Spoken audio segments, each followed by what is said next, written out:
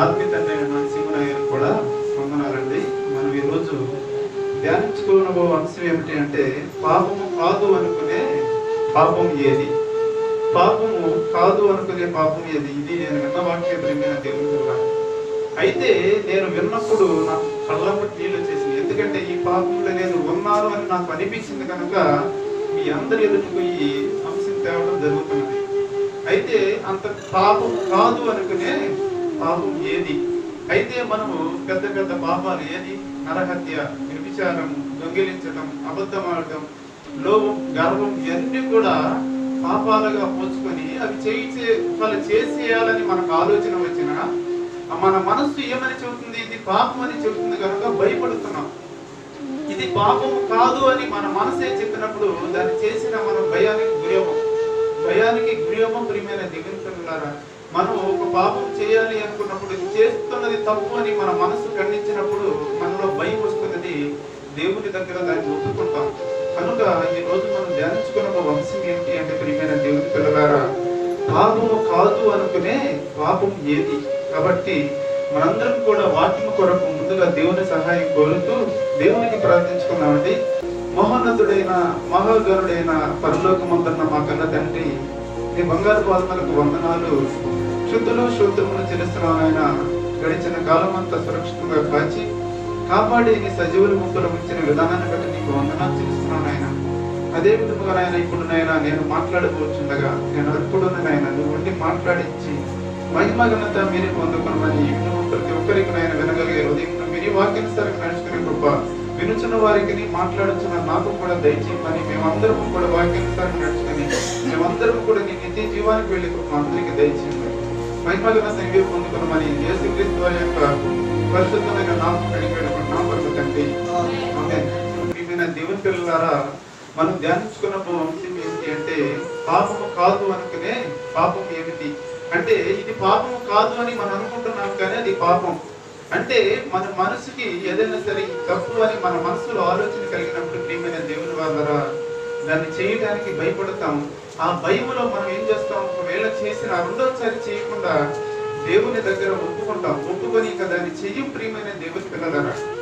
కాబట్టి అది పాపమే కాదు అని మన మనసు కనిపించినప్పుడు మనం ఏమవుతాం? పదే చేసుకుంటాం. అలాగా చేయటం వలన దేవునికి దూరం అయిపోతాం, దేవునికి అసహ్యులుగా మారిపోతాం ప్రియమైన దేవుని పిల్లలారా. చూడు, అందుకే ఎబ్రేయులకు అపోస్తలుడైన పౌలు గారు ఒక పత్రికను రాస్తూ 12వ అధ్యాయం 1వ వచనంలో ఏం చెబుతారంటే సులువుగా చిక్కులు పెట్టు పాపం.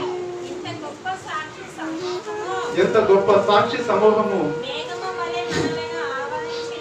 మేఘము వలె మనల్ని ఆవరించినందున మనము కూడా ప్రతి భారమును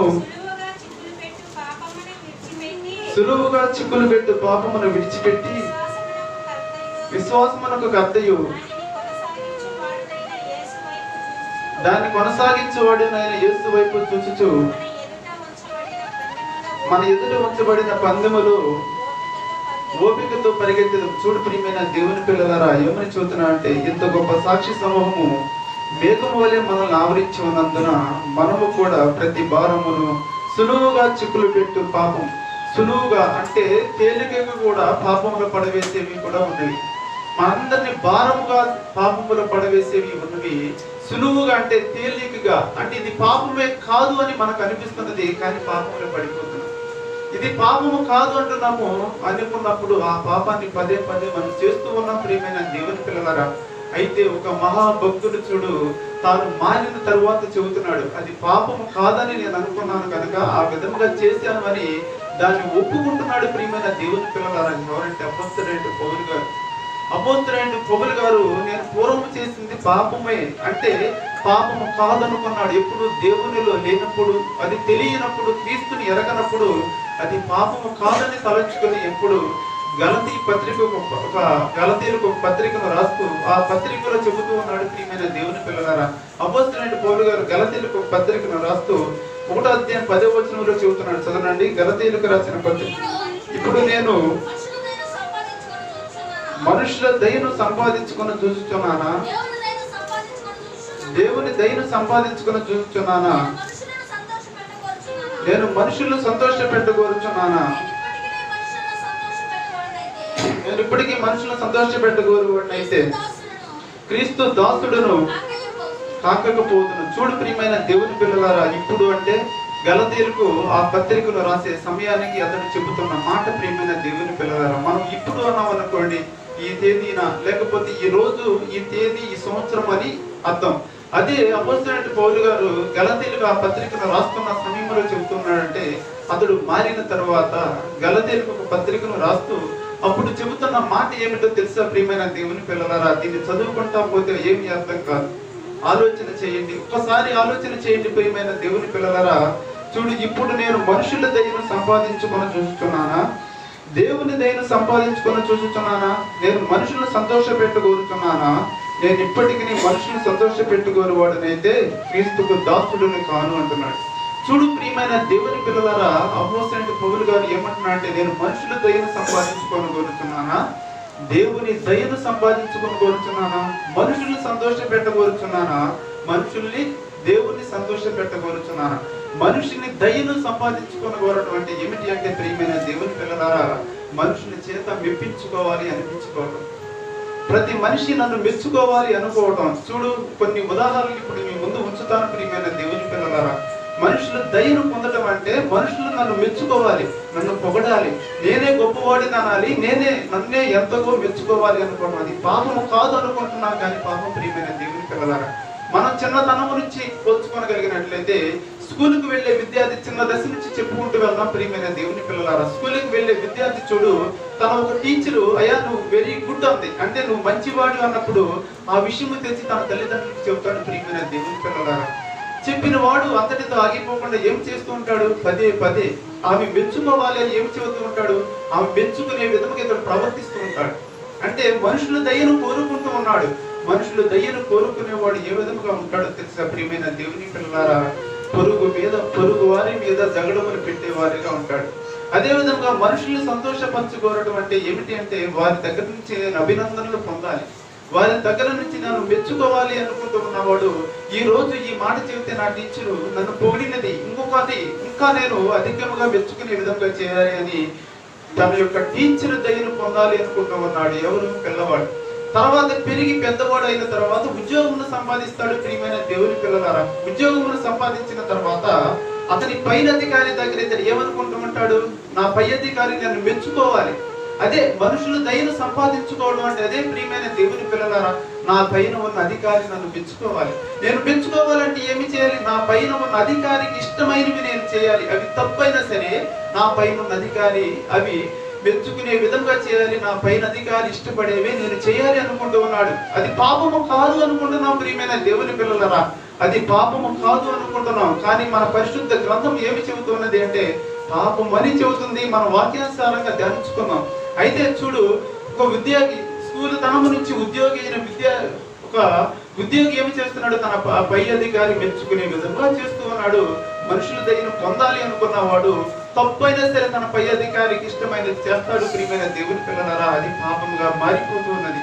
చూడు, ఇంకా ఒక వివాహంలోకి వెళ్ళిపోయినట్లయితే వివాహం జరిగిన తర్వాత ఒక భార్య చూడు ప్రియమైన దేవుని పిల్లలారా, తన భర్త మెచ్చుకునే విధముగా ఉండాలి అనుకుంటూ ఉన్నది. తన భర్త మెచ్చుకోవాలి అనుకుంటూ ఉన్నది. తన భర్త దయను పొందాలి అనుకుంటూ ఉన్నది. భార్య పొందాలి అనుకుంటుంది. భర్త కూడా చూడు, నా చుట్టూ ఉన్న వారందరూ కూడా మెచ్చుకునే విధముగా ఉండాలి అనుకుంటూ ఉన్నాడు ప్రియమైన దేవుని పిల్లలారా. అదే విధముగా ఈ అపోస్తలుడైనటువంటి పౌలు వారు కూడా ఎందుకు ఈ మాటను చెబుతూ ఉన్నాడంటే మనుషులు దయను పొందాలనే ఇతడు నరాంతకుడు అయిపోయాడు ప్రియమైన దేవుని పిల్లలారా. ఇతడు మనుషులు దయను పొందాలి అని ఆ ఆలోచన మనసులో పెట్టుకొని దృష్టిలో ఉంచుకొని ఏమైపోయాడు అంటే నరహంతకుడిగా మారిపోయాడు. ఇదే ప్రియమైన దేవుని పిల్లలారా, అతనికి పాపం అనిపించాల. మనకి ఇప్పుడు చెప్పిన వాటిలో మనం పోల్చుకున్న వాటిలో మనం తలంచుకుంటే మనకు అది పాపం అనిపిస్తుందా ప్రియమైన దేవుని పిల్లలారా? పాపం అనిపించటల్లా. ఆ రోజు కూడా అపోస్తలుడైన పౌలు గారికి అది పాపం అనిపించాల. అందుకే ఏమని చెబుతున్నాడయ్యా అంటే చూడు, నేను పూర్వమందు పొందిన మనుషుల దయను పొందాలని చూశాను, ఇప్పుడు కూడా నేను మనుషుల దయను పొందాలని చూస్తే క్రీస్తుకు పాత్రుడుని కాదయ్యా. అది ఇప్పుడు చూడు, మనం ఆలోచన చేయగలిగినట్లయితే ఆ రోజున పౌలు గారికి రాలేదయ్యా అంటే మనకి ఈ రోజు వస్తున్నదా ఆ ఆలోచన? రాదు. ఎందుకని? చూడు, ఒక చిన్న పిల్లవాడు తన స్కూల్ టీచర్ దగ్గర మెప్పు పొందేటప్పుడు అతడు ఏమి చేస్తున్నాడు? తనకు అది తప్పైన ఆమెను పొగుడుతూ ఉంటాడు. పొగుడుతూ ఉన్నప్పుడు అది తప్పు అని అనిపించట్లా, ఎందుకని ఏమైనా చేస్తూ ఉన్నాడు. అదే విధంగా ఒక ఉద్యోగి చూడు ప్రియమైన దేవుని పిల్లలారా, తన పై అధికారి దగ్గర చూడు అతను ఏమి చేస్తుంటాడు, పై అధికారికి ఇష్టమైనవి చేస్తాడు, అది తప్పులైనా చేస్తా ఉన్నాడు, అతనికి తప్పు అనిపించట్లేదు. ఒక భార్య చూడు తన భర్త దయన పొందాలని ఏ విధంగా ఉంటుంది, భర్త మెచ్చుకునే విధంగా ఉంటూ ఉన్నది. ఎందుకని ఆ విధముగా ఉండకపోతే తన భర్త యొక్క దయను పొందలేను అని. ఈ అపోస్తలుడైనటువంటి పౌలు గారు కూడా అదే రాయిస్తున్నాడు. గలతీయులకు రాసిన పత్రిక 1వ అధ్యాయం 10వ వచనం ఒక్కసారి చదువుకుందామండి. ఇప్పుడు నేను మనుషుల దయను సంపాదించుకొని చూస్తున్నానా, దేవుని దయను సంపాదించుకొని చూస్తున్నానా, నేను మనుషులు సంతోషపెట్టు కోరుచున్నానా, నేను ఇప్పటికీ మనుషులు సంతోషపెట్టువాడినైతే క్రీస్తు దాసుడును కాకపోదును. నేను ఇప్పటికీ అంటే నేను పూర్వం ఎలాగ ఉన్నాను, మనుషులను సంతోష పెట్టేవాడిగా ఉన్నాను, అది పాపం. అయితే నేను ఇప్పటికీ అంటున్నా అంటే పూర్వం అతడు అది చేశాడు ప్రియమైన దేవుని పిల్లలారా, అలాగ చేశాడు కనుక నేను ఇప్పటికీ నీ మనుషులు సంతోష పెట్టుకోవాడిని అయితే మనుషులకి క్రీస్తుకు దాసుడును కాను అంటున్నాడు. అయితే అతని వృత్తాంతం మనం చదువుకుందాం ప్రియమైన దేవుని పిల్లలారా. పూర్వం ఎలాగ ఉన్నాడు, మనుషులు ఎలాగ సంతోష పెట్టాలి అనుకున్నాడు మనం చదువుకోగలిగినట్లయితే అపోస్తల కార్యములు 22వ అధ్యాయం 3వ వచనం చదవండి. అతడు ఎలాగా యూదా మతస్థుడుగా ఉన్నాడు ప్రియమైన దేవుని పిల్లలారా. అపోస్తల కార్యములు 22వ అధ్యాయం 3వ వచనం మనందరం కూడా చదువుకోగలం. నేను కిలికియాలోని తార్సులో పుట్టిన యూదుడును, అయితే ఈ పట్టణములో గమలీయేలు పాదముల యొద్ద పెరిగి మన పితరుల ధర్మశాస్త్ర సంబంధ నిష్ఠయందు శిక్షితుడునై మీరందరూ నేడు ఉన్న ప్రకారము దేవుడును ఉన్న ఆసక్తి గలవాడునై ఉంటేనే. పూర్వం ప్రియమైన దేవుని పిల్లలారా, ఇతడు పౌలు గారు సౌలుగా ఉన్నప్పుడు ప్రియమైన దేవుని పిల్లలారా తార్సులో పుట్టిన యూదా మతస్థుడు. అయితే ఇప్పుడు మీరు ఎలాగైతే దేవుని యందు ఆసక్తి కలిగి ఉన్నారో, దేవుని యందు ఆసక్తి లేకపోతే ఏ ఒక్కరు కూడా ప్రియమైన దేవుని పిల్లలారా వాక్యం వినడానికి రారు. వాక్యం వినడానికి వచ్చారా అంటే దేవుని యందు ఆసక్తి కలిగిన వారే. అయితే ఇతడు ఎలాగ ఉన్నాడు, పూర్వం మందు ఆసక్తి కలిగి ధర్మశాస్త్రం మందు ఆసక్తి కలిగి ఉండి గమలీయేలు అనే ధర్మశాస్త్రం ఒక టీచర్ని పెట్టుకున్నాడు ప్రియమైన దేవుని పిల్లలారా. ఒక ధర్మశాస్త్రాన్ని నేర్చుకోవడానికి ఒక ఉపాధ్యాయుడిని, ఒక టీచర్ని పెట్టుకున్నాడు. ఇతడు అంత ఆసక్తిపరుడై ఇతడు ఎలా ఉన్నాడు, తార్సులో ఉన్నప్పుడు ఇతడు మనుషులు సంతోష పెట్టాలి అని ఒక ఆశ కలిగింది ప్రియమైన దేవుని పిల్లలారా. ఎవరిని సంతోష పెట్టాలి, శాస్త్రులను పరిచయులను సంతోష పెట్టాలి అని ఎవరికి ఆశ కలిగినది. ఆ మనుషులు సంతోష పెట్టే క్రమములో ఇతను చేస్తున్నది తప్పు అని ఇతనికి అర్థం కాకపోయినది. అంటే పాపము కాదు అనే ఆలోచనలోకి వెళ్ళిపోయాడు. అది పాపం వైపు కూర్చున్నది ప్రియమైన దేవుని పిల్లలారా. చూడు, ఇతడు అలాగా ఉన్నప్పుడు యూదా మతస్థులు ఇతని దగ్గరికి వచ్చి ఇతడు ఏమి చేస్తున్నారు, క్రీస్తు సంఘమును హింసించమని కోరారు ప్రియమైన దేవుని పిల్లలారా. చదవనండి. అపోస్తల కార్యములు 8వ అధ్యాయం 1వ వచనం దగ్గర నుంచి మన అందరం కూడా చదువుకోగలిగినట్లయితే, ఆ కాలం ముందు యెరూషలేములోని సంఘమునకు గొప్ప హింస కలిగినందున అపోస్తలులు తప్ప అందరూ యూదయ సమరయ దేశములందు చెదిరి కొట్టేస్తున్నాడు. ఎవరు? ఈ సౌలు. ఎందుకని? యూదా మతస్థులు ఎవరు? శాస్త్రులు పరిచయాలు అందరూ కూడా వచ్చి ప్రియమైన దేవుని పిల్లలారా చెబుతూ ఉన్నారు. ఏమని చెబుతూ ఉన్నారంటే ప్రియమైన దేవుని వాళ్ళరా, అయ్యా క్రీస్తు మనకు విరోధంగా నడుచుకుంటూ ఉన్నాడు. క్రీస్తు సేవకులు అనగా క్రీస్తు శిష్యులు ఎలాగ ఉన్నారు, మన పారంపర్యాచారాలను పాటించట్లేదు అని చెప్పినప్పుడు క్రీస్తు సంఘానికి హింస కలిగిస్తూ ఉన్నాడు ప్రియమైన దేవుని పిల్లలారా. కలిగిస్తూ ఇంకా చూడు 9వ అధ్యాయం 1వ వచనములో దమస్కులో బెదిరించుటయు అత్తి చేయుటయును తనకు ప్రాణాధారమైనట్టు ప్రధాన యాజకుని యొద్దకు వెళ్ళి ఈ మార్గమందున్న పురుషులనైనను స్త్రీలనైనను బంధించి తీసుకొని వచ్చుటకు దమస్కులోని సమాజముల వారికి పత్రికలు ఇమ్మని అడిగాను. అతడు ప్రయాణము చేయించు దమస్కు దగ్గరకు వచ్చినప్పుడు అకస్మాత్తుగా ఒక వెలుగు కలిగింది ప్రియమైన దేవుని పిల్లలారు. ఇక్కడ శాస్త్రులు పరిచయులు వచ్చి సౌలు గారికి చెప్పారు. సౌలు గారు ఎలా ఉన్నారు, శాస్త్రుల పరిచయాలు ఎలా ఉన్నారు, మత పెద్దల మత గురువులలా ఉన్నారు. ప్రియమైన దేవుని పిల్లలారా, నేను వారిని సంతోష పెట్టాలి అంటే వారు చెప్పిన మాటలు చేయాలి. చూడు, మనం ఒక మనిషిని చూడు ప్రియమైన దేవుని పిల్లలారా, మనం ఒక మనిషి మనల్ని మెచ్చుకోవాలి అంటే అతనికి ఇష్టమైనవి చేయాలి. అవి తప్పైన అతనికి ఇష్టమైనవి చేస్తేనే మనల్ని మెచ్చుకుంటాడు. లేకపోతే మనల్ని మెచ్చుకుంటాడా ప్రియమైన దేవుని పిల్లలారా? మెచ్చుకోడు. ఒక మనిషిని దయను సంపాదించడం అంటే మనిషిని మెచ్చుకునే విధంగా మనం నడవడం. మంచి మార్గంలో నడిస్తే అతను మెచ్చుకోడు, తప్పు మార్గంలో నడిచిన మెచ్చుకోడు. అతనికి ఏ మార్గం అయితే ఇష్టంగా ఉంటుందో ఆ మార్గంలో నడిస్తే మనం, ఏ మనుషుడైనా మనమైనా సరే ప్రియమైన దేవుని పిల్లలారా, ఒక పిల్లవాడు, మన పిల్లవాడు ఉన్నాడు, ఆ పిల్లవాడు మనకి ఇష్టం వచ్చిన పని చేస్తే మెచ్చుకుంటాం. అదే మంచిదైనా మనకి ఇష్టం లేని పని చేస్తే మెచ్చుకో. ప్రియమైన దేవుని పిల్లలారా, వీరు శాస్త్రుల పరిచయాలు చూడు, సంఘం, క్రీస్తు సంఘాన్ని హింసించమని కోరినప్పుడు వీరందరినీ కూడా అతలాకుతలం చేసేస్తున్నాడు. ఎందుకని? మనుషులు దయను సంపాదించుకోవాలి అని. అసలు ఈ శాస్త్రుల పరిచయాలు ప్రియమైన దేవుని పిల్లలారా, క్రీస్తు సంఘానికి, క్రీస్తు శిష్యులు ఎందుకు హింసించాలని వీరికి కోరిక కలిగింది అంటే, క్రీస్తు ఉన్నప్పటి నుంచి వీరికి విరోధం. ప్రియమైన దేవుని పిల్లలారా, చదవనండి, మార్కు గారు రాసిన సువార్త 7వ అధ్యాయం 1వ వచనం దగ్గర నుంచి చదువుకోగలిగితే, వీరేమో పారంపర్య ఆచారాలను పాటించమని అడుగుతున్నారు. క్రీస్తు ఏమో హృదయంలో ఉన్న వాటిని గురించి చెబుతున్నారు, వీరేమో ఆచారాల గురించి చెబుతున్నాడు. ఆచారానికి హృదయానికి ఎప్పుడైనా బద్ద విరోధం. ప్రియమైన దేవుని పిల్లలారా, హృదయము ఆచార పరంగా నడిస్తే దేవునికి విరోధం, హృదయము దేవుని వాక్యానుసారంగా నడిస్తే దేవునికి ఇష్టం. ప్రియమైన దేవుని పిల్లలారా, ఆ విధంగా క్రీస్తు శిష్యులు నడవలేదు అని క్రీస్తు చనిపోయిన తర్వాత సంఘానికి సౌలును పంపించారు. చదవనండి, మార్కు గారు రాసిన సువార్త 7వ అధ్యాయం 1వ వచనంలో చదువుకోగలిగినట్లయితే, యెరూషలేము నుండి వచ్చిన పరిసయ్యులు శాస్త్రులలో కొందరును ఆయన వద్దకు కూడి వచ్చి ఆయన శిష్యుల్లో కొందరు అపవిత్రమైన చేతులతో, అనగా కడగని చేతులతో భోజనము చేయడం చూచి పరిసయ్యులను యూదులందరూ పెద్దల పారంపర్య ఆచారాలను బట్టి చేతులు కడుక్కుంటేనే కానీ భోజనము చేయరు. మరియు వారు సంత నుండి వచ్చినప్పుడు నీళ్లు చల్లుకుంటేనే కానీ భోజనము చేయరు. ఇదియూ కాక కుండలను, ఇత్తడి పాత్రలను నీళ్లలో కడుగుట అనేక ఆచారములను వారు అనుసరించిన వారు. అప్పుడు పరిచర్యలను శాస్త్రులను, మీ శిష్యులు ఎందుకు పెద్దల పారంపర్యాచారాల చొప్పున నడవక అపవిత్రమైన చేతులతో భోజనము చేయలేదని ఆయన అడిగిరి. అందుకు ఆయన వారితో ఇలాగ చెప్పాను, ఈ ప్రజలు పెద్దలతో నన్ను గణపరుచుదురు కానీ వారి హృదయం నాకు దూరముగా ఉన్నది. వారు మానవులు కల్పించిన పద్ధతులు, దేవోపదేశములని బోధించుచు నన్ను వ్యర్థముగా ఆరాధించుదురు అని రాయబడినట్లు సరియే, మీరు దేవుని ఆజ్ఞను విడిచిపెట్టి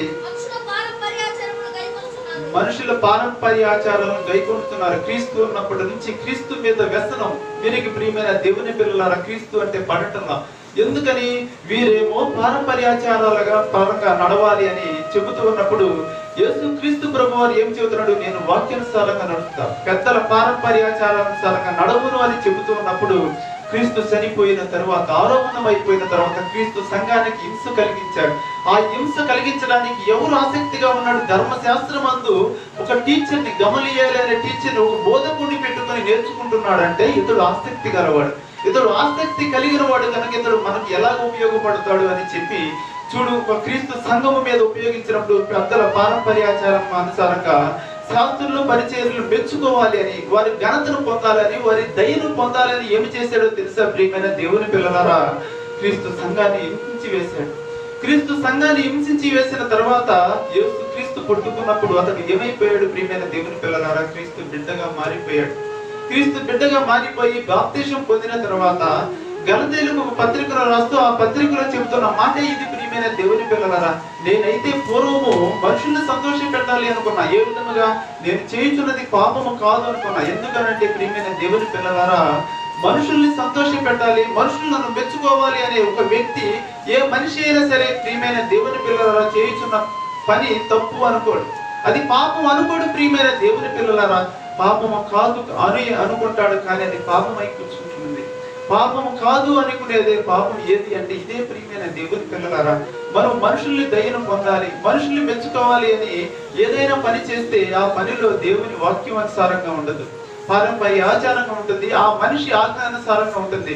మనిషి ఏ విధముగా నివసించాలి అనుకుంటున్నాడు, వాక్యానుసారంగా బ్రతకాలి అంటున్నాడే కానీ మనిషి మాట అనుసారంగా బ్రతకాలి అని దేవుడు ఏ ఒక్క వాక్యంలో కూడా మనకు రాయించి పెట్టలేదు.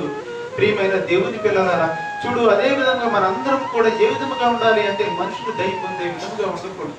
మనుషులు దయ పొందాలి అంటే మనుషులు మెచ్చుకోవడం. ప్రియమైన దేవుని పిల్లలారా మనుషులు మెచ్చుకోవాలి అని ఒక ఆశ కలిగిన వాడు పాపమే చేస్తాడు. ఎందుకని? ఆ మనిషి మెచ్చుకోవడానికి ఏమి చేయాలి? తప్పు చేయాలి.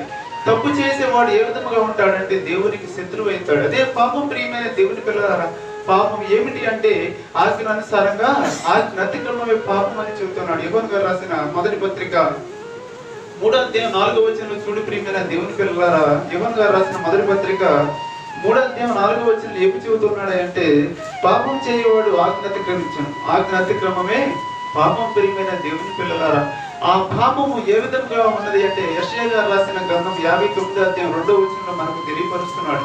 దేవునికి మనకు అడ్డముగా వచ్చి వేస్తున్నది. దేవుడు మనల్ని ప్రేమించాలి అనుకుంటున్నాడు, దేవుడు మనవి వినాలి అనుకుంటున్నాడు, మన అవసరాలు తీర్చాలి అనుకుంటున్నాడు, దేవుడు మనకు నిత్య జీవం ఇవ్వాలి అనుకుంటే దేవునికి మనకు అది అడ్డముగా వచ్చి వేస్తుంది. ప్రియమైన దేవుని వాళ్ళరా చూడు, అందుకే చూడు యెషయా గారు రాసిన గ్రంథము 59వ అధ్యాయం 2వ వచనంలో మనందరికీ దేవుడు తెలియపరుస్తున్న మాట ఏమిటి? మీ పాపములు ఆయన ముఖమును మీకు మరుగుపరిచను, మరుగు చేస్తున్నది. పాపము కాదు అనుకునే పాపం ఏమిటి అంటే మనుషులు దయని పొందాలి, మనుషులు మనల్ని మెచ్చుకోవాలి అనుకోవడమే అది. చూడు ప్రియమైన దేవుని పిల్లలారా పాపమై కూర్చుంటున్నది. ఒక చూడు పౌలు గారు సౌలుగా ఉన్నప్పుడు దేవునికి విరోధి అయ్యాడంటే శాస్త్రుల పరిచయాలు మనుషులు దయను పొందాలని ఆలోచన కలిగి ఉన్నాడు కనుక క్రీస్తు సంఘాన్ని హింసించి ఏ విధంగా పాపం చేశాడో చూడు ప్రియమైన దేవుని పిల్లలారా మనం కూడా మనుషుని దయని పొందాలి, మనుషులు మెప్పును పొందాలి అనుకున్నవాడు ఏ విధంగా అయిపోతాడు అంటే దేవునికి శత్రువు అయిపోతాడు. అదే పాపము కాదు అనుకుంటున్నాం కానీ అది పాపం అవుతుంది. ప్రియమైన దేవుని పిల్లలారా ఈ రోజు మన అంశం కూడా అదే, పాపం కాదు అనుకునే పాపం ఏది అంటే ఇదే. మనం అనేకమైన పాపము కాదు అనుకునే పాపాలు ఉన్నవి, కానీ ఈ రోజు ఈ యొక్క దాని మీద మనం ధ్యానించుకోగలిగినట్లయితే మనుషుల్ని మనం చూడు ప్రియమైన దేవుని పిల్లలారా మనుషులకు సహాయం చేస్తే మనుషులు మెచ్చుకుంటారు, మనుషులకు ఇష్టానుసారంగా నడిస్తే మనుషులు మెచ్చుకుంటారు, కానీ వారు చూడు తర్వాత మర్చిపోతారు. దేవుడికి దేవుని ఇష్టానుసారంగా నడుచుకొని దేవునికి ఇష్టంగా ఉంటే దేవుడైతే మర్చిపోండి. ప్రియమైన దేవుని పిల్లలారా చదవండి ఆదికాండం 40వ అధ్యాయము 14వ వచనం మనందరం కూడా చదువుకోగలిగినట్లయితే ఇక్కడ పానదాయకుడు భక్షకారుడు ఉన్నాడు. యోసేపు గారు నీతిమంతుడు చెరసాలకు వెళ్ళాడు. ప్రియమైన దేవుని పిల్లలారా చెరసాలలో వారి కళలకు భావాన్ని చెప్పాడు. కళలకు భావాన్ని చెప్పినప్పుడు అక్కడ పానదాయకుడు అంటున్నాడు నేను మర్చిపోను అంటున్నాడు. ప్రియమైన దేవుని పిల్లలారా చదవండి ఆదికాండము 40వ అధ్యాయం 14వ వచనం. కాబట్టి క్షేమము కలిగినప్పుడు నన్ను జ్ఞాపకం చేసుకుని నా యందు కరుణించి ఫరోతో నన్ను గురించి మాట్లాడి ఈ ఇంటిలో నుండి నన్ను బయటికి రప్పించము. అయ్యా చూడు వారిద్దరికి సహాయం చేశాడు. ప్రియమైన దేవుని పిల్లలారా ఎవరు? యోసేపు గారు. భక్షకారుడికి ఏమి చెప్పాడు? నీ తల తీసి వేస్తాడు అని చెప్పాడు. పానదాయకుడికి ఏమి చెప్పాడో తెలుసా? ప్రియమైన దేవుని పిల్లలారా మరలా నీ ఉద్యోగం నీకు ఇస్తాడు అని చెప్పినప్పుడు అతడు యోసేపు గారు పానదాయకుడితో సెలవిస్తున్న మాట ఏమిటో తెలుసా? ప్రియమైన దేవుని పిల్లలారా అయ్యా నన్ను మరలా జ్ఞాపకం చేసుకున్నప్పుడు అతడు త్వరగా మర్చిపోయాడు. ప్రియమైన దేవుని పిల్లలారా చూడు మనుషులకి మరి ఏదైనా సహాయం చేసి మనుషులు ఇష్టానుసారంగా జీవించిన మనుషులు త్వరగా మర్చిపోతారు. ఎందుకంటే మనిషి నైజం అదే. ప్రియమైన దేవుని పిల్లలారా చదవండి 20వ వచనం చదవండి. 20 మూడవ దినమందు జరిగినది ఏమనగా ఆ దినము ఫరో జన్మదినము కనుక అతడు తన సేవకులందరికీ విందు చేయించి వారి నడుమ పానదాయకుల అధిపతి తలను భక్షకారుల అధిపతి తలను పైకెత్తి పానదాయకుల అధిపతి మరలా అతనికి ఇచ్చాను కనుక అతడు ఫరో చేతికి గిన్నె ఇచ్చాను. మరియు భావము చొప్పున భక్ష్యకారుల అధిపతి వేలాడది ఇచ్చాను. అయితే పానదాయకుల అధిపతి యోసేపును జ్ఞాపకం చేసుకొనక అతన్ని మర్చిపోయాడు. ప్రియమైన దేవుని పిల్లలు, చూడు మనిషి నైజం అదే. మనిషి చూడు త్వరగా మర్చిపోతాడు, దేవుడు మర్చిపోడు.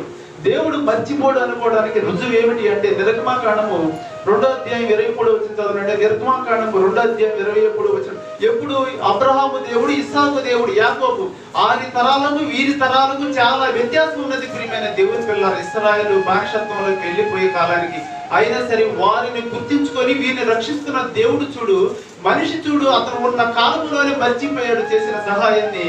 దేవుడు మర్చిపోలేకపోతున్నాడు. ప్రియమైన దేవుని పిల్లలారా చదవండి. నిర్గమాకాండం 2వ అధ్యాయం 23వ వచనం అండి. నిర్గమాకాండం 2వ అధ్యాయం 23వ వచనం మనందరం కూడా చదువుకోగలిగినట్లయితే, అలాగే అనేక దినములు జరిగిన మీదట ఐగుప్తు రాజు చనిపోయింది. ఇశ్రాయేలీయులు తాను చేయుచున్న వెంటి పనులను బట్టి నిట్టూర్పులు విడిచుచు మొరపెట్టుచుండగా తమ వెంటి పనులను బట్టి దేవుని యుద్ధము చేరిను. కాగా వారి మూలుగులను విని